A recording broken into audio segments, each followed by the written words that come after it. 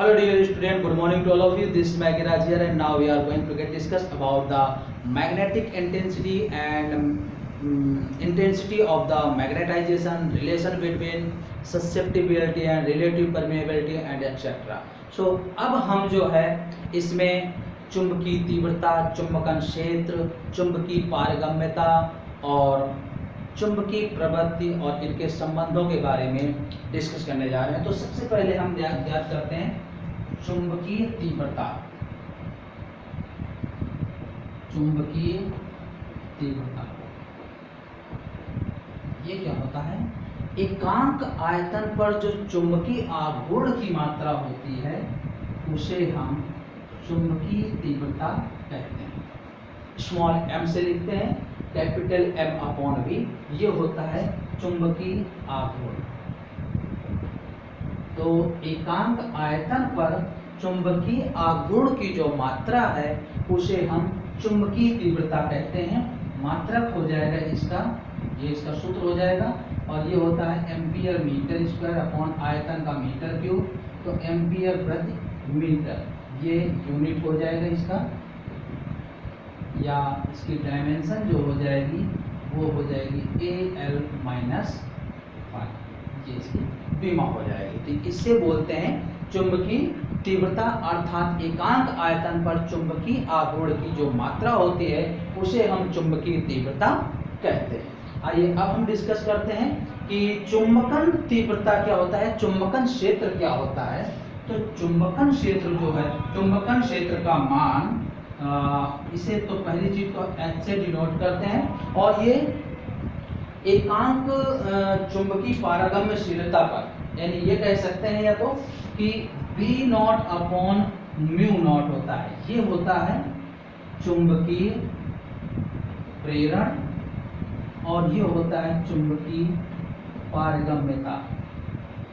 तो आप साधारणतः इसको ऐसे बोल सकते हैं चुंबकन क्षेत्र, जिसे H से व्यक्त करते हैं चुंबकीय प्रेरण और चुंबकीय पारगम्यता के अनुपात को चुंबकन क्षेत्र H कहते हैं। ध्यान रखिएगा, चुंबकन क्षेत्र जो होता है वो चुंबकीय प्रेरण B नॉट और चुंबकीय पारगम्यता म्यू नॉट के अनुपात के बराबर होता है। ठीक है ना, तो ध्यान रखिएगा ये है चुंबकन क्षेत्र।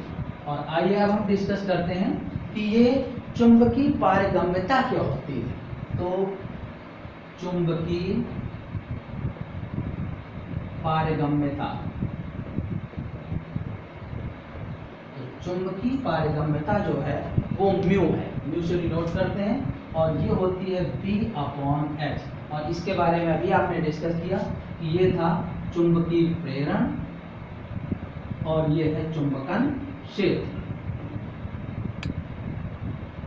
तो चुंबकीय प्रेरण और चुंबकन क्षेत्र के अनुपात को ये चुंबकीय पारगम्यता कहते हैं। या इसको अगर वायु में देखें म्यू नॉट, तो ये वैल्यू हो जाएगी B नॉट अपॉन H। और यही अभी हमने पीछे भी डिस्कस किया है कि H इक्वल टू था B not upon mu not. तो ये वही बात हो गई। ठीक है, तो ये वायु या निर्वात के लिए बात आ जाएगी। ठीक है, और अब हम डिस्कस करने जा रहे हैं आपेक्षिक चुंबकशीलता क्या होती है। आपेक्षिक चुंबकशीलता,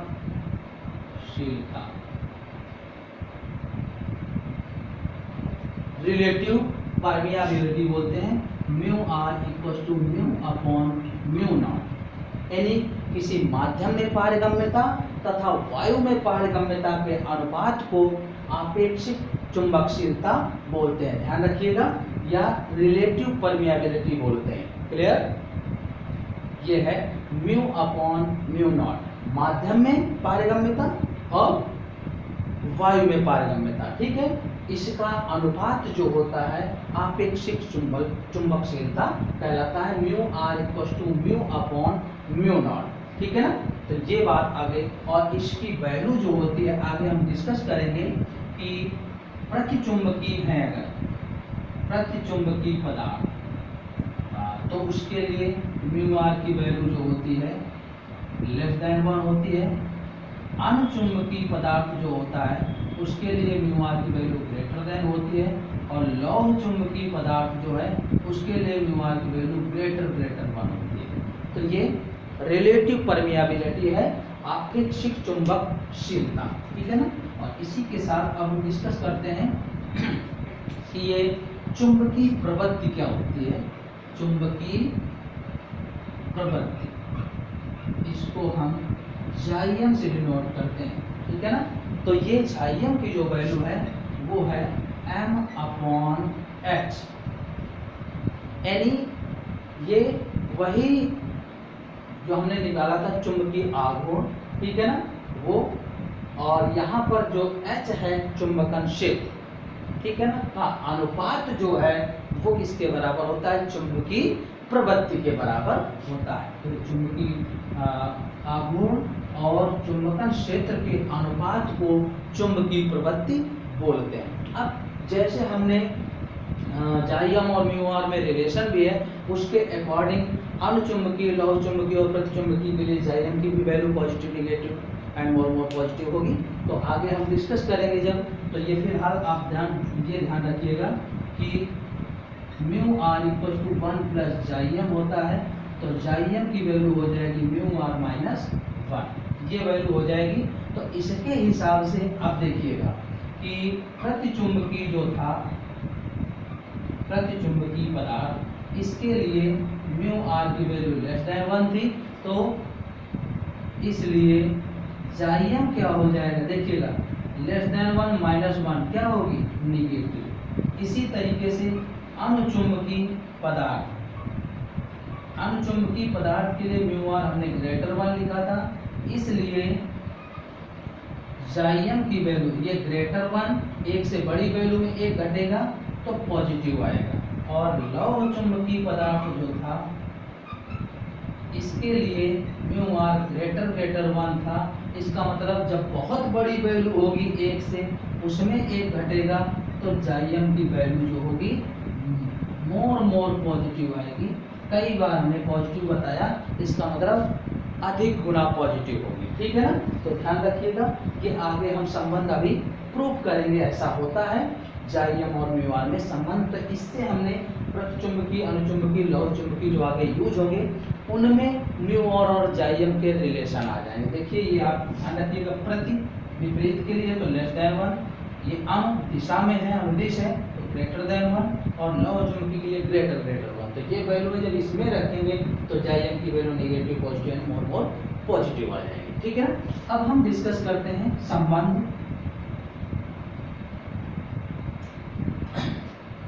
म्यू आर व जाइयम में संबंध।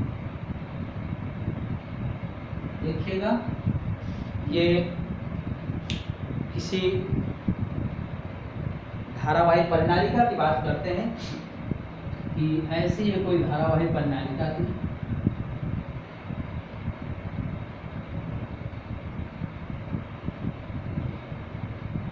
जिसमें I धारा प्रवाहित की गई।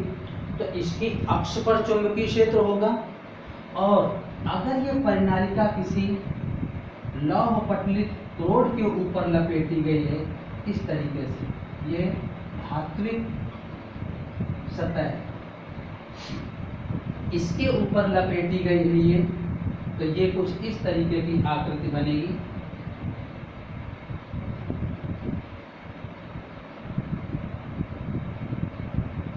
और इसमें ये I धारा प्रवाहित की गई है। तो इस पर जो चुंबकीय क्षेत्र होगा वो धातु के कारण भी चुंबकीय क्षेत्र होगा, इस धात्विक लौह पटलित क्रोड के कारण, और वायु के कारण भी चुंबकीय क्षेत्र होगा। तो परिणामी जो चुंबकीय क्षेत्र होगा वो वायु के कारण और पदार्थ के कारण दोनों ही होंगे। तो ध्यान रखिएगा, माना कोई धारावाही प्रणालिका जिस पर I धारा प्रवाहित की गई, यह किसी लौह पटलित क्रोड के ऊपर लपेट कर तैयार की गई है, जिसमें परिणामी चुंबकीय क्षेत्र वायु के कारण अर्थात प्रणालिका की अक्ष पर चुंबकीय क्षेत्र तथा धात्विक क्रोड के कारण भी चुंबकीय क्षेत्र होगा, अर्थात परिणामी चुंबकीय क्षेत्र V0 प्लस Bm के इक्वल होगा। तो आइए अब हम इसको और आगे बढ़ाते हैं कि ये जो है B equal to B not plus B M, वायु के कारण और माध्यम के कारण। तो जहाँ बी नॉट की वैल्यू म्यू नॉट एच होती है और बी एम की वैल्यू म्यू नॉट एम, ये दोनों वैल्यूएं यहाँ पर रख देंगे, म्यू नॉट एच और म्यू नॉट एम, और इसके आधार पर अब हम इसको सॉल्व करेंगे। तो देखिएगा, अब हम समीकरण 1 में ये वैल्यू रख दें, समीकरण 1 से, तो b equal to mu not H plus mu not M, तो म्यू नॉट एच इससे हम कॉमन ले लेते हैं, तो 1 प्लस एम अपॉन एच आ जाएगा इक्वल टू बी, तो b upon mu not H दोनों ही इधर ले आइए, 1 प्लस ये आ जाएगा chi m की वैल्यू आपने पढ़ी थी m अपॉन एच होती है, और b अपॉन एच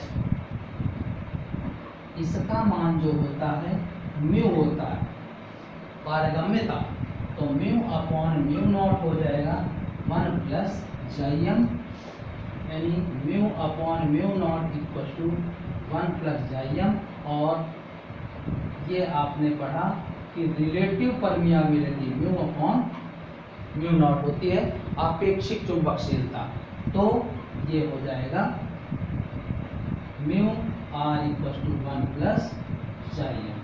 तो इस प्रकार से ये दोनों के बीच में संबंध है।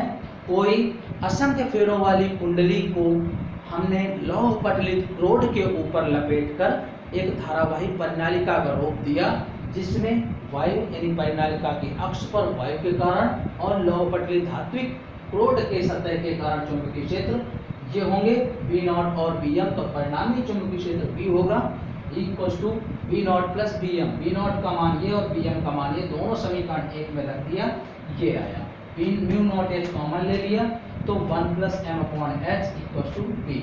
अब हमने म्यू नॉट एच दोनों इधर ले आए, और एम अपॉन एच होता है chi m चुंबकीय प्रवृत्ति, और ये b अपॉन एच जो होता है वो म्यू होता है, तो mu by mu not equal to 1 plus chi m, और ये होता है mu by mu not relative permeability आपेक्षिक चुंबकशीलता म्यू आर, तो ये रिलेशन आ जाएगा mu R equal to 1 plus chi m।